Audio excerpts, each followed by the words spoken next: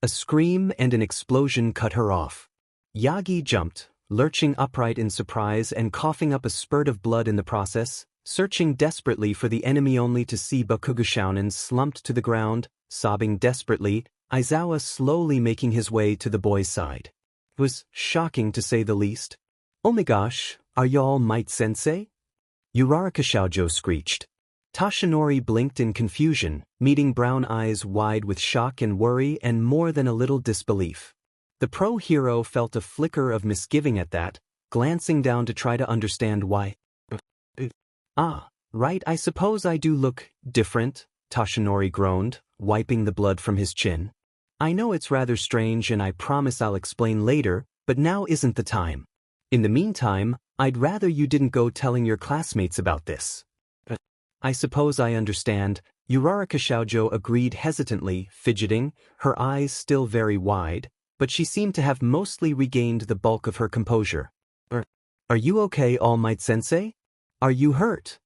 "Yagi-sen, please," Tashinori sighed automatically, at least in this form. "No, I'm not too terribly dash." Another violent series of coughs, accompanied by another glob of blood and phlegm, cut him off, doing little to help his case. Uraraka Shoujo yelped in alarm, scrambling to find a tissue or handkerchief or something, but Tashinori wearily waved her concern away. It's fine," he mumbled, wiping his mouth on his already ruined shirt. "Happens all the time, it's perfectly normal."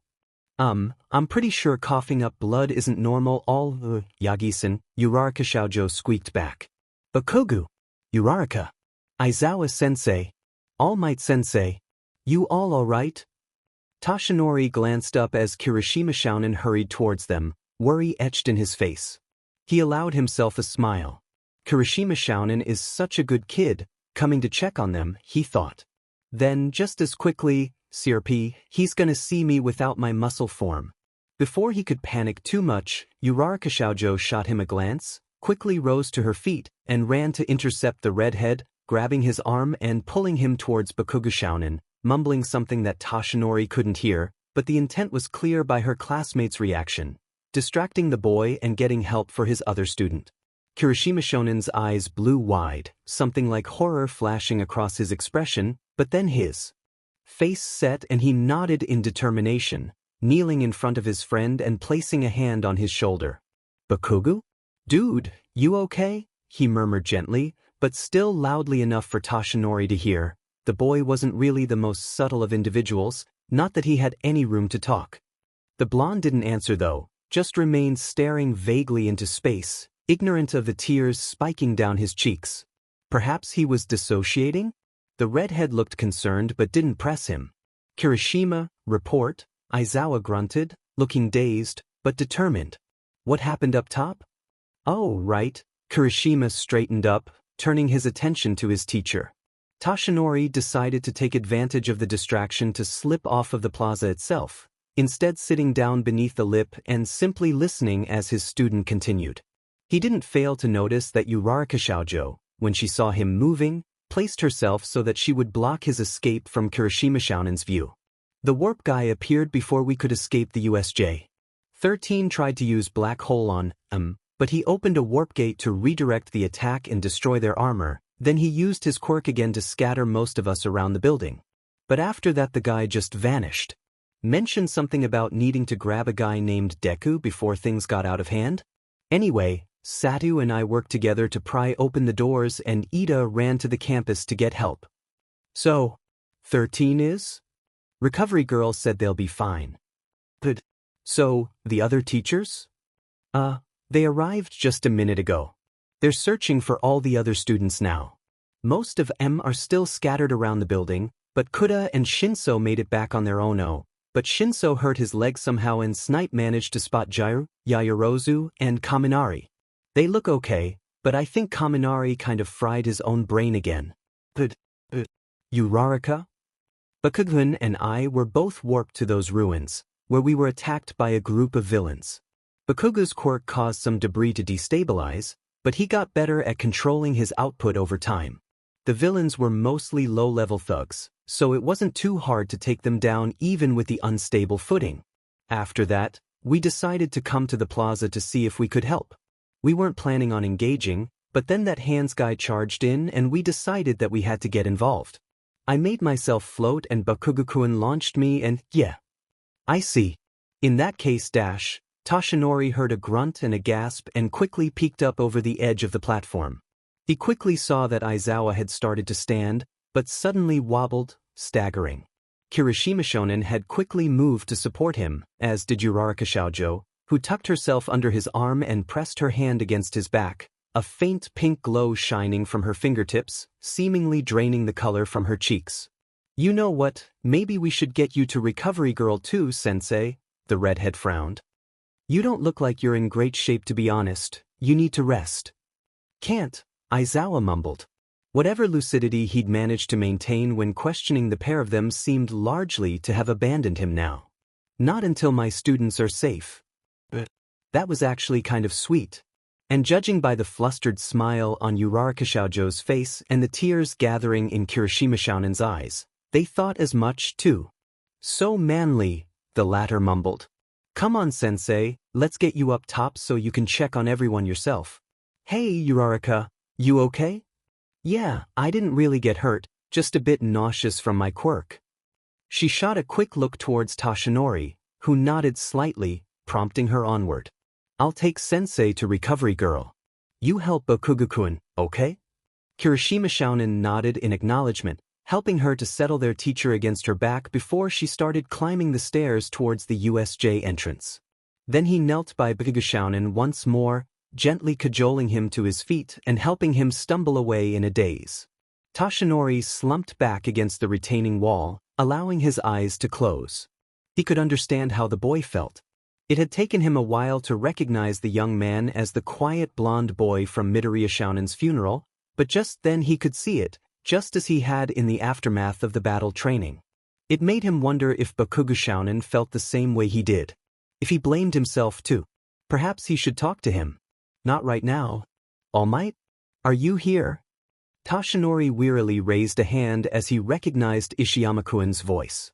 He could hear heavy footsteps, and a moment later his fellow teacher's boxy face appeared in front of him. Are you all right, All Might? He frowned, glancing him over. Yeah, for the most part.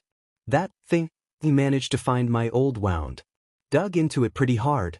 But it's not as bad as it looks. You're covered in blood, Ishiyama-kun deadpanned. Well, don't sugarcoat it, Toshinori grumbled. I had to act recklessly or I'd be dead right now.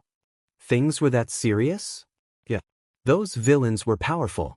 Their leader couldn't have been older than our first years, but he was able to hold his own against Aizawa in a one-on-one fight. Sure, he was injured and exhausted at the time, but still, a quirkless kid managed to throw Aizawa like it was nothing. That's no small feat, Cementos agreed, his eyes growing wide as he nodded ponderously, but we can investigate the matter later. Come now. The students are being treated by the entrance. Let's sneak you to Recovery Girl's office, and she'll get you healed up in no time.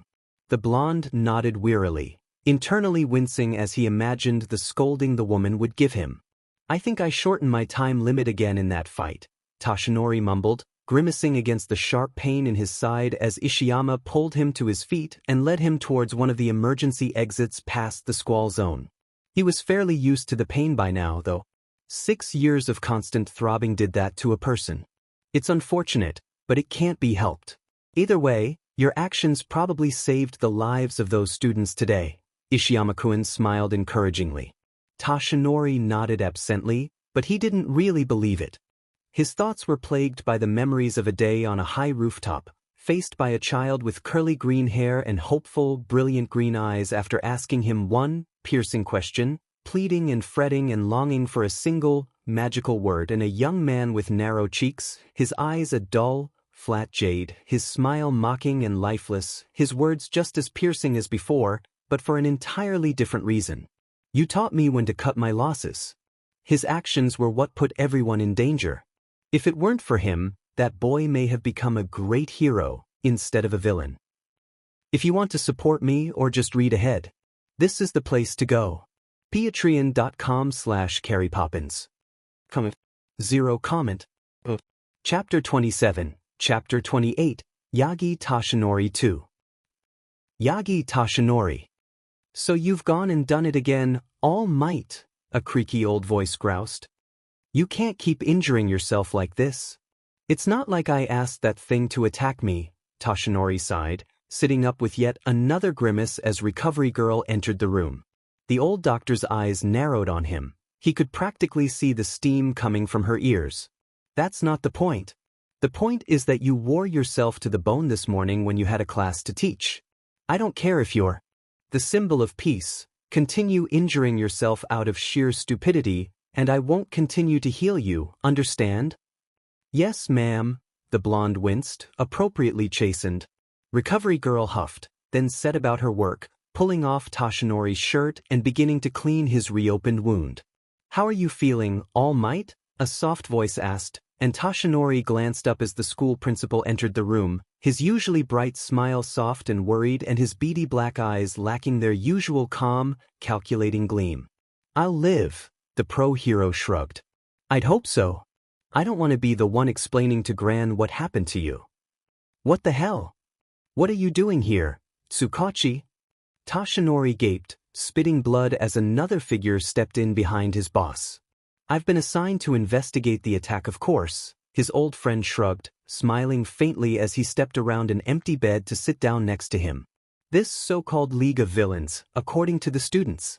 Apparently the villain with a warping quirk announced them as such, but we don't know much else. Which brings us to part of the reason why we're here, Nizu-sensei piped up again. We hope that you could give us your statement on what happened during the fighting in the USJ. Unfortunately, the other teachers and I arrived too late to see much more than a vanishing portal, and Aizawa-kun wasn't exactly up to the task of giving his story when Uraraka-kun brought him up. Sure, Toshinori nodded, but first, are the students, 13 and Aizawa okay? For the most part, yes. 13-kun has been sent to the hospital with some severe lacerations on their back, but the doctors have reassured us that they'll pull through. Aizawa-kun wasn't terribly injured, but his stamina was too drained for Shizenji-kun to use her quirk, so he was sent to the hospital as well. Among the students, no one had life-threatening injuries, but 3 were sent to the hospital regardless. The rest were exhausted enough that we opted to send them home rather than attempt to continue classes. On that note, it would seem that the enemy had some knowledge of their quirks, since all of the students caught up in the warp gate were sent to areas that they weren't entirely suited to handle, Tsukachi commented, frowning worriedly. What do you mean? Well, to start, Azui-kun, Aoyama-kun, and Tokoyami-kun were all sent to the conflagration zone.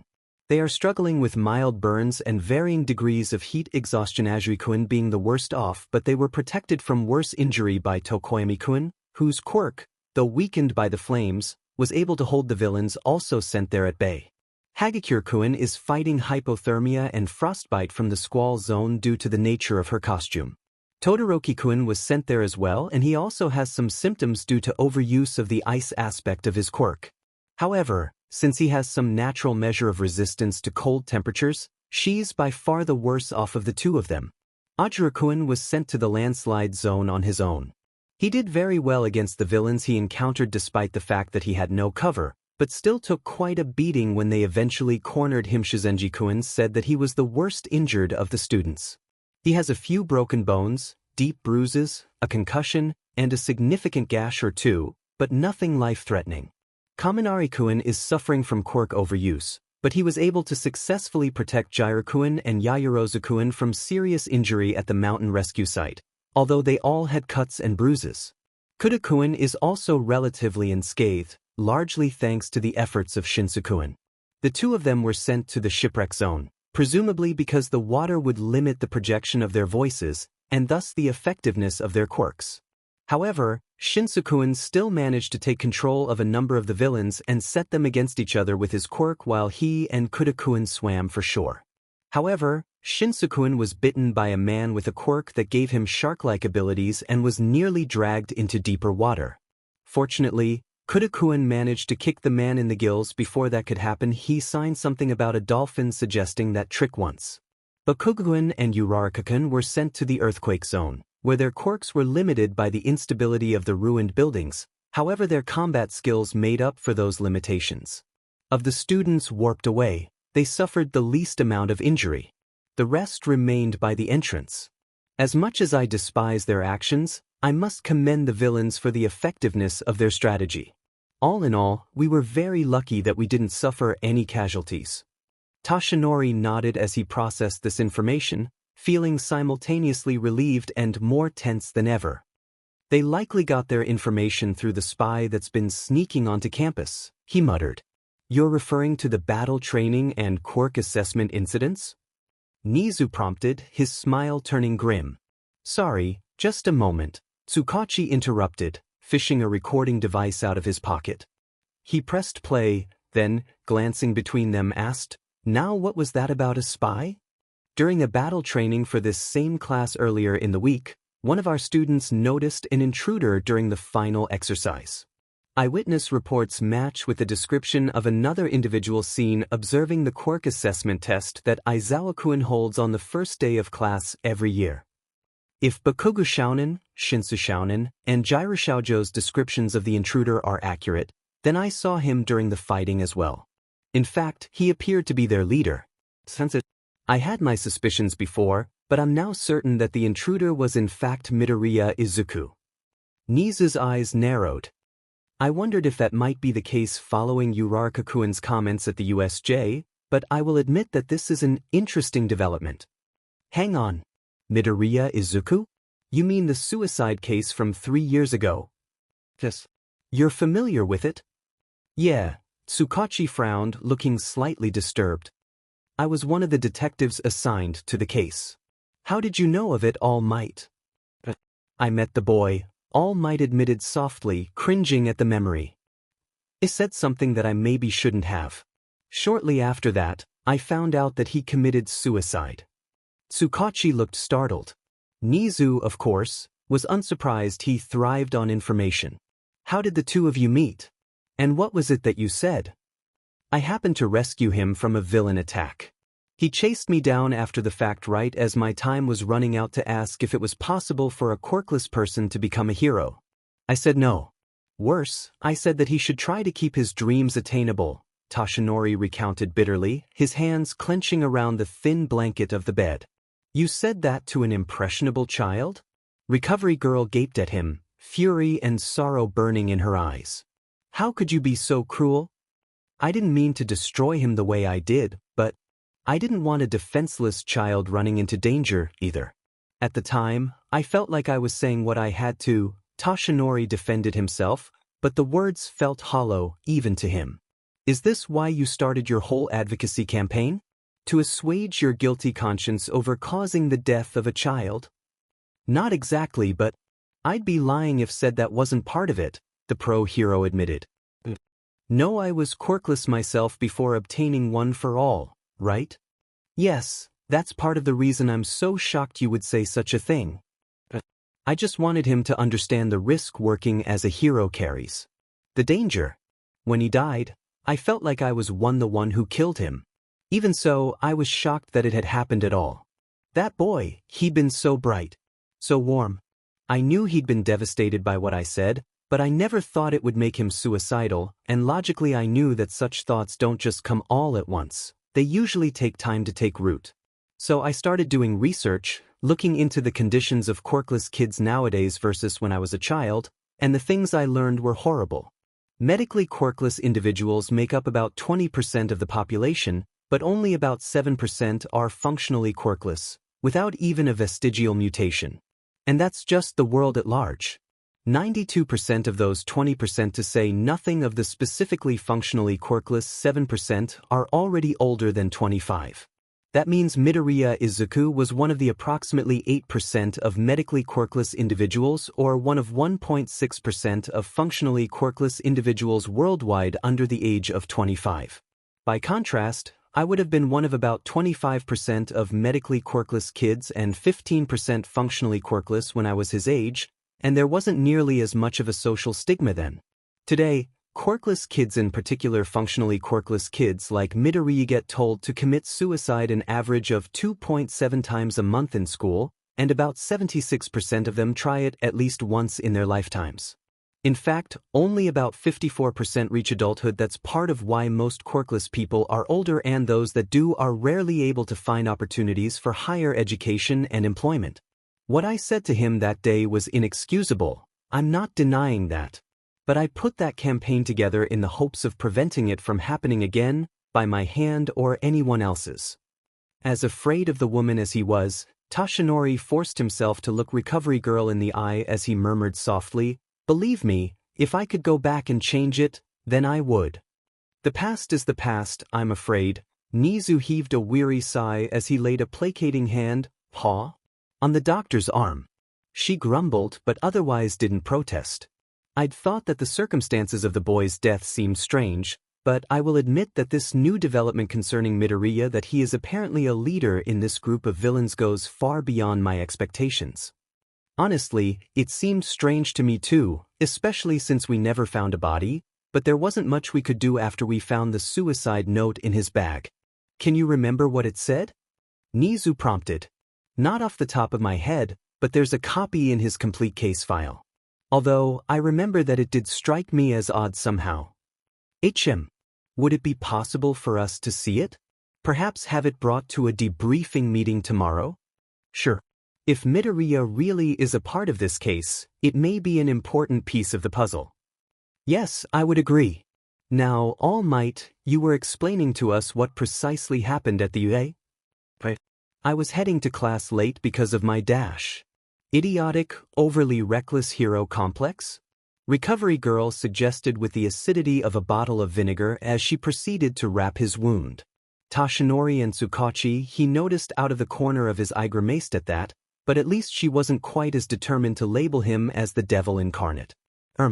Well, I met Ida Shounen along the way, and he informed me that the USJ was under attack, 13 had been injured, and Aizawa was defending everyone, but the students had been scattered through the facility.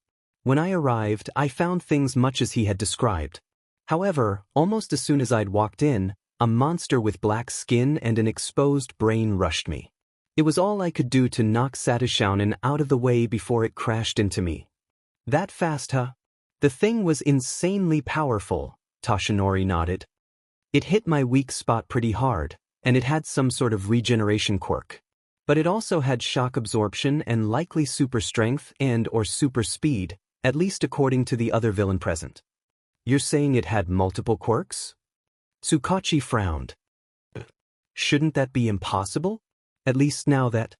He hesitated, glancing down at his recording device and pressing the pause button.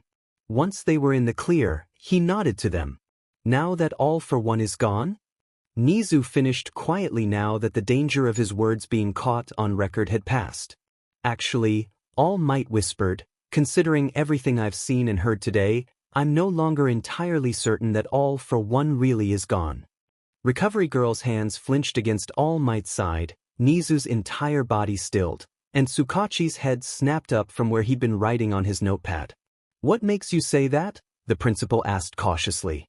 It's not outside the realm of possibility that a single quirk with multiple side effects is responsible for the appearance of multiple quirks in the monster, as you described it. Considering the quirks in question appear to be so different from one another, it does seem improbable, but not impossible. Take our young student Todoroki, for example.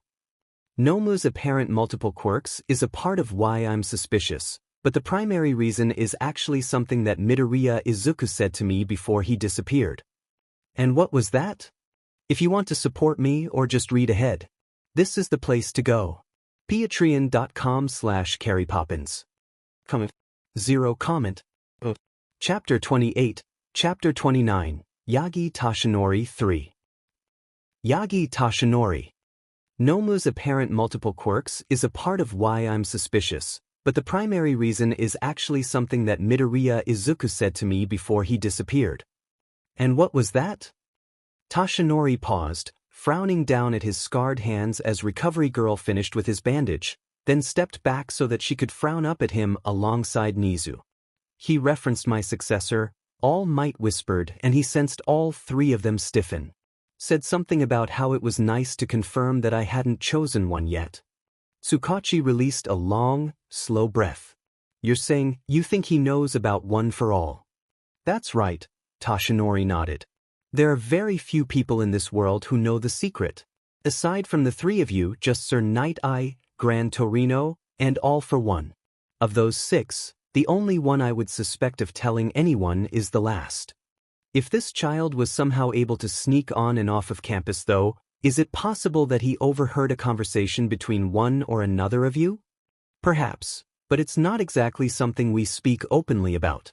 Besides, considering that we all know the secret already, it's not as though we would have been spelling it out for anyone to overhear, Nizu pointed out.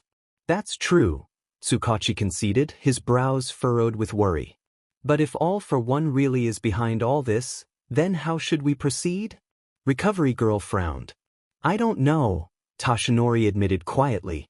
Well, perhaps we should first investigate this Nomu creature, Nizu suggested calmly, although the furrow to his brow muzzle would suggest that he was anything but. If we can do that, perhaps we can confirm whether or not All for One truly is involved. Agreed, Tsukachi nodded. I already have a team sweeping the surrounding area based on student descriptions of the creature. Very good. Now All Might, is there anything more you would like to tell us about recent events? Toshinori glanced towards his friend, who pressed play on his recording device again and nodded. Well, as you've apparently heard from the students, I battled the Nomu and eventually succeeded in throwing it out of the facility. After that, I had a chance to pay a little more attention to the ringleaders. One of them was observing my fight closely. He had blue hair and black clothes and for some reason appeared to wear hands all over his body as part of his costume, including one on his face, so I couldn't see it clearly.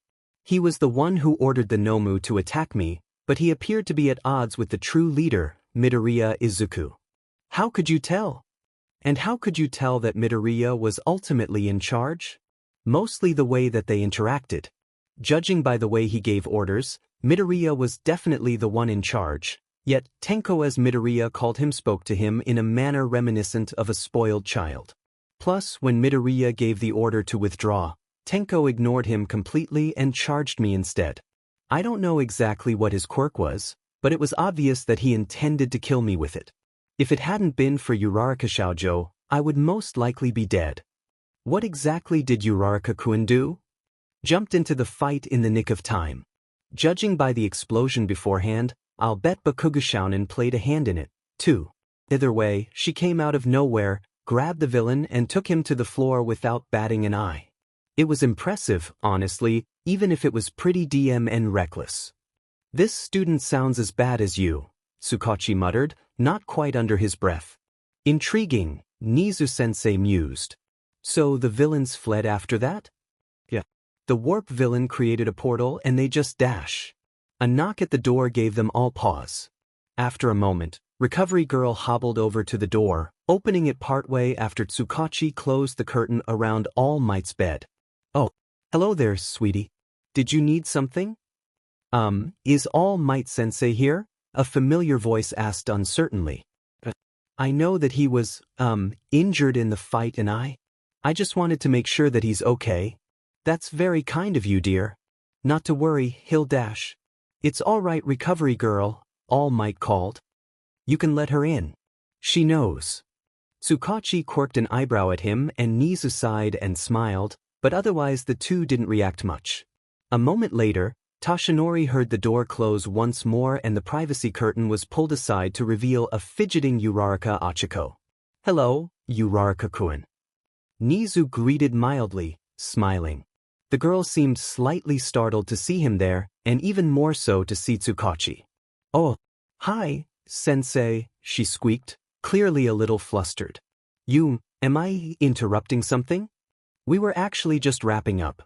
Tsukachi smiled, pressing the stop button on his recorder and tucking it back into his jacket. I was just getting All Might's statement on the attack. So, you know. About All Might's secret? The detective clarified, smiling slightly. Yes, I do. Detective Tsukachi here is an old friend, Toshinori explained simply, smiling as her eyes widened slightly in understanding. He's legit, I'd trust him with my life. That's quite the introduction. Tsukachi outright laughed now.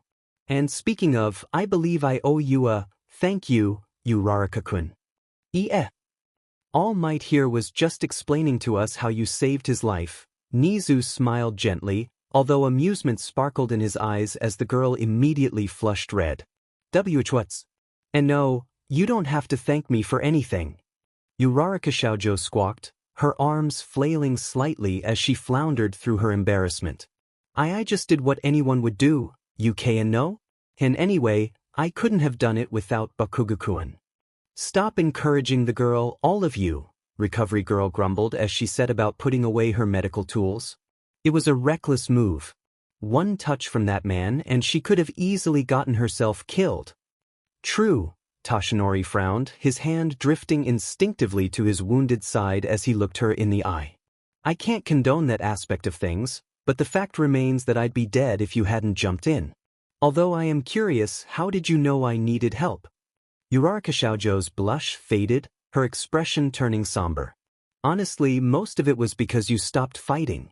After you threw that thing out of the USJ, you turned and just started talking. As Bakugo-kun put it, you're strong enough and fast enough that you shouldn't need to talk your way out of anything. But there was also just this look in your eyes. A look like the whole world had just come crashing down.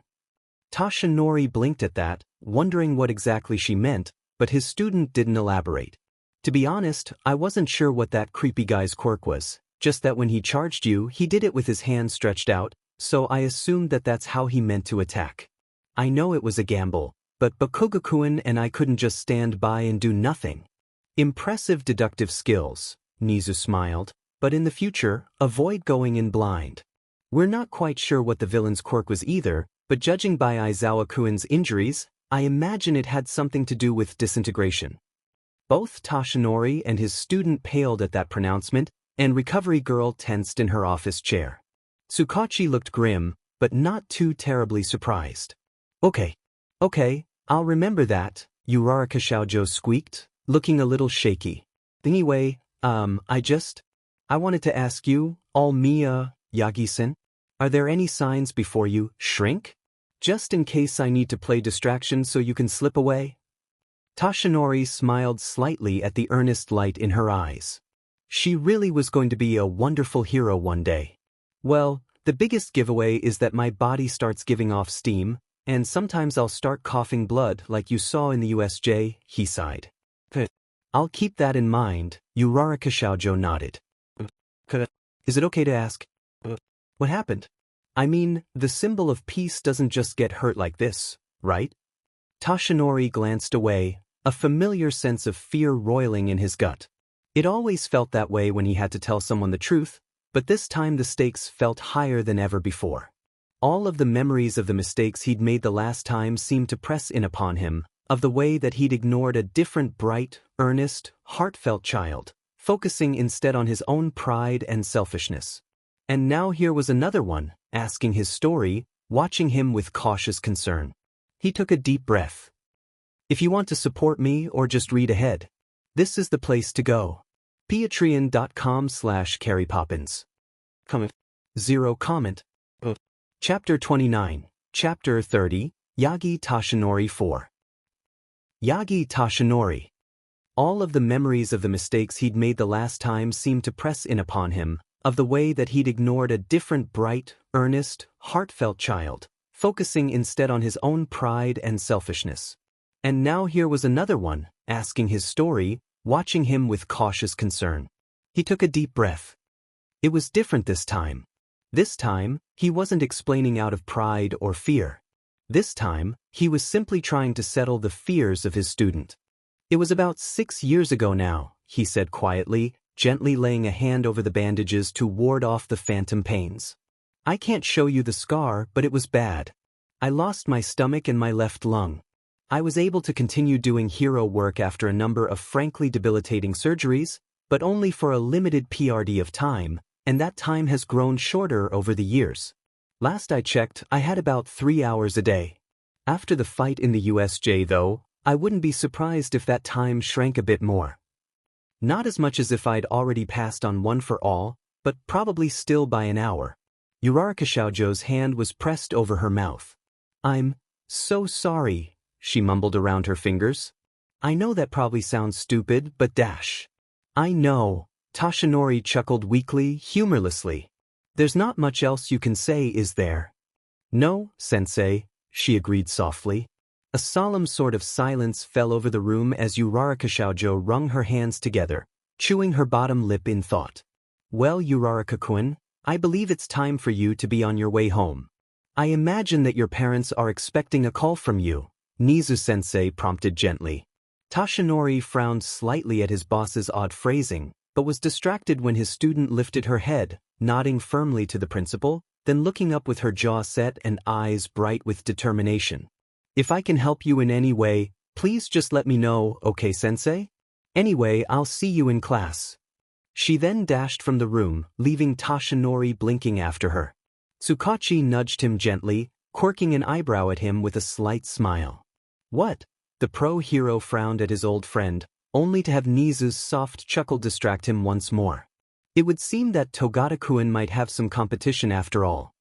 Toshinori blinked again, their slight smiles slowly sinking in. Now there's a thought.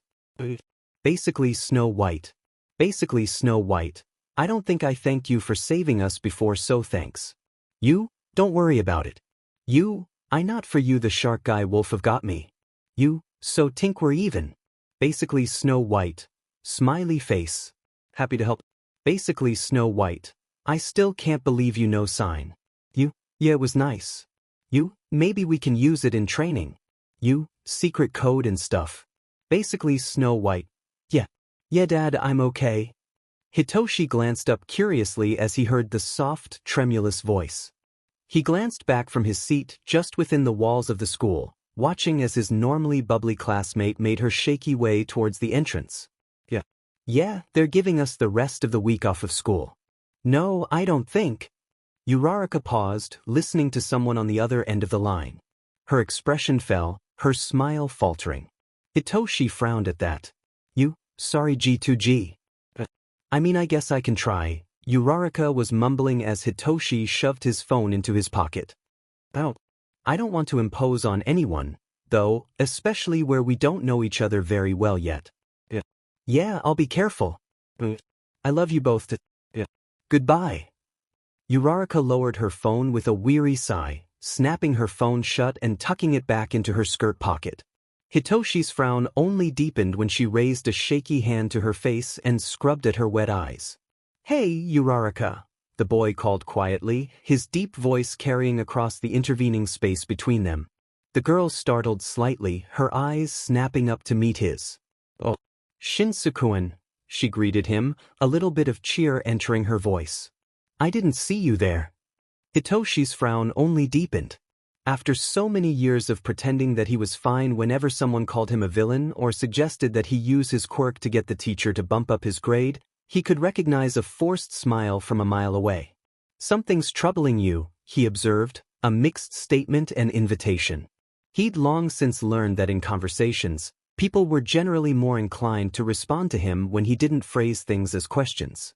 Not that Uraraka seemed to care either way, but old habits die hard. Still, he was a little surprised when her smile cracked so easily, tears spilling from her eyes before she slumped weakly to the ground beside him. Yeah, she mumbled. I guess I'm a little shaken up by everything. Can't say I blame you.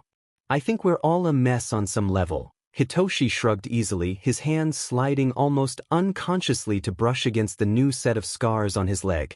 So that was your dad you were talking to? Yeah. I hope he's coming to pick you up. He can't. He's working then. No, he and Mom just live too far away is all. Hitoshi shot her a calculating look. And yet you come here every day. I don't live with them, Uraraka confessed, pulling her knees up to her chest and wrapping her arms around them. My parents live way out in the country. It's too far away to commute, so I'm renting an apartment on my own near the campus. The indigo-haired boy stared at her long enough for Uraraka to start shifting uncomfortably, an awkward blush rising to her cheeks.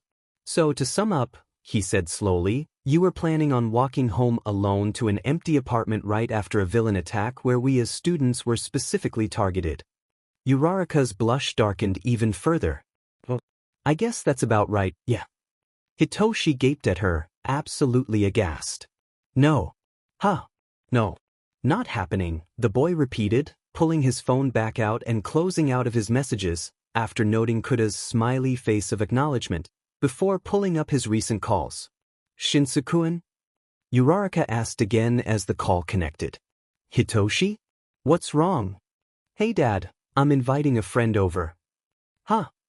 Well, this is a surprise. Who is it? Uraraka. She has an apartment near UA. I was hoping that we could swing by and let her pack a weekend bag. Shinso-kun dash. Are her parents gone for the weekend or something? She lives alone. I see. Well, I guess that's all right.